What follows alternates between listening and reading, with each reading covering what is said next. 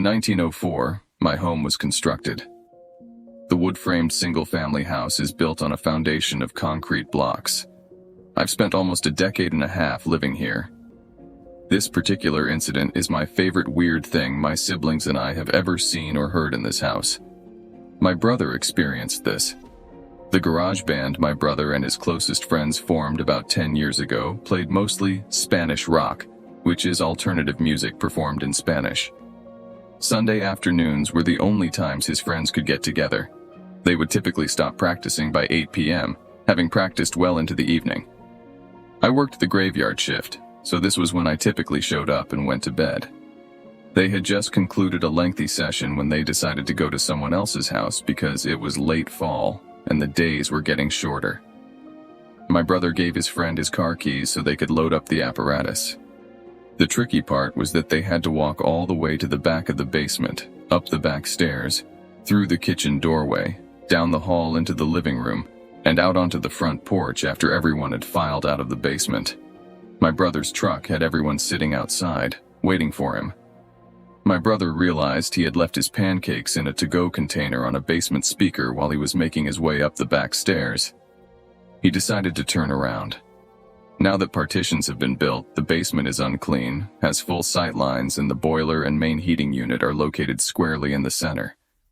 My brother is going to get his food container after walking back when he notices it out of the corner of his eye. A shadowy figure appears in his peripheral vision, and my brother feels uneasy and filled with dread. We had been taught to say a quick prayer or swear at the spirit or ghost if you felt uneasy while in their presence.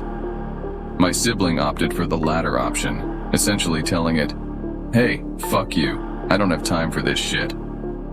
With doors shut and lights off, my brother made his way to the rear of the basement and quickly ascended the stairs. The final light switch is located on the other side of the front door. Fortunately, the door was open, allowing the amber light from the street lamp to fill the living room. My brother reported feeling something at his back, but he never turned around. The living room and the rest of the house went dark as he flipped the final switch. He jogged down the few porch steps while holding his food container in one hand as he pulled on the door to close it behind him. He moved in the direction of the front gate. Our house is set back from the main road and has a big front yard but no garage in back. He kind of grinned and gave it some thought as he got closer to his friend-laden truck, feeling angry at himself for freaking out for no apparent reason. When one of his friends asked, "Hey, wait, what about your brother? Isn't he coming with us?" He was getting ready to leave the parking spot right in front of the house and had just got into the driver's side of the truck and buckled up. In response, my brother said, "What do you mean? He left early tonight to go to work. Have you seen his car anywhere?"